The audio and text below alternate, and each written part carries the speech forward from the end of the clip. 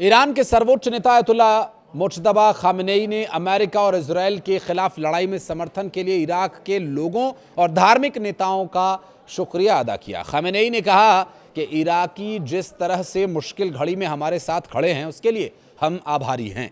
ईरानी नेता के संदेश को अमेरिकी प्रेसिडेंट डोनाल्ड ट्रंप को जवाब के तौर पर माना जा रहा है, क्योंकि उन्होंने खामेनेई की सेहत पर गंभीर सवाल खड़े किए थे। ईरानी सरकारी मीडिया ने रविवार को मुज्तबा खामेनेई के संदेश के बारे में जानकारी दी है। खामेनेई बीते करीब 1 महीने से देखे नहीं गए। ऐसे में डोनाल्ड ट्रंप ने कहा था कि ईरान के नवनियुक्त सर्वोच्च नेता मुज्तबा या तो मारे जा चुके हैं या फिर उनकी हालत बेहद गंभीर है। इसके बाद उनका इराकी लोगों के नाम एक संदेश सामने आया। डोनाल्ड ट्रंप ने दावा किया था कि मुज्तबा खामेनेई की लंबी चुप्पी से लगता है कि वो जीवित नहीं है, किसी ने उनसे कोई संपर्क नहीं किया। ऐसे में मुझे ये लगता है कि शायद वे मर चुके हैं। ट्रंप के दावे के जवाब में तेहरान की ओर से खामेनेई की सेहत पर कोई सीधा दृश्य प्रमाण तो सामने नहीं आया।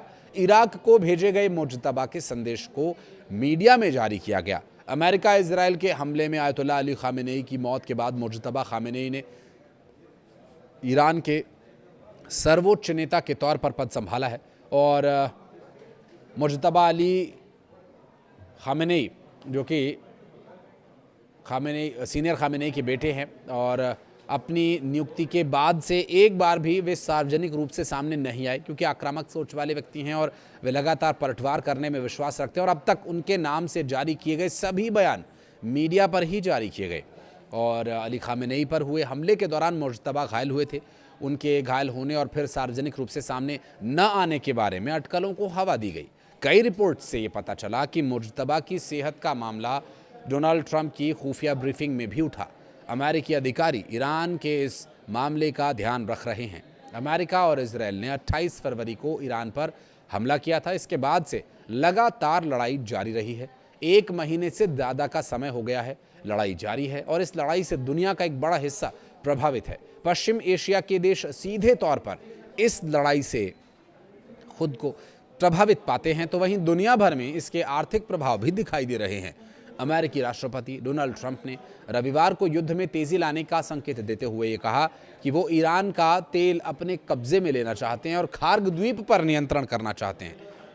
ये वही द्वीप है जहां से ईरान का ज़्यादातर तेल निर्यात होता है और उनका बयान ये ऐसे समय में आया जब संभावित ज़मीनी हमलों के लिए हज़ारों की तादाद में अमेरिकी सैनिक पश्चिम एशिया पहुंच चुके हैं। और एक दौर था, एक वक्त इसी युद्ध के दौरान सामने आया था जब वो ईरान को अपने तेल निर्यात की छूट देने की बात करते हैं कि 1 महीने के लिए हम ईरान को जो प्रतिबंध लगाए हुए हैं उससे बंधन मुक्त करते हैं।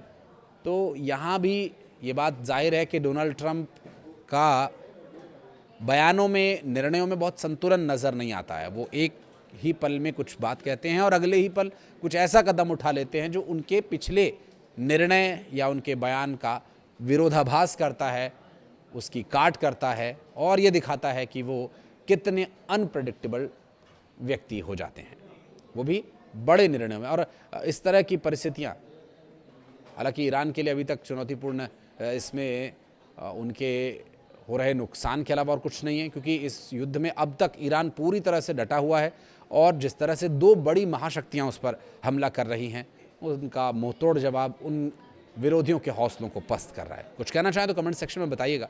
वीडियो को यहाँ तक देखने के लिए बहुत धन्यवाद।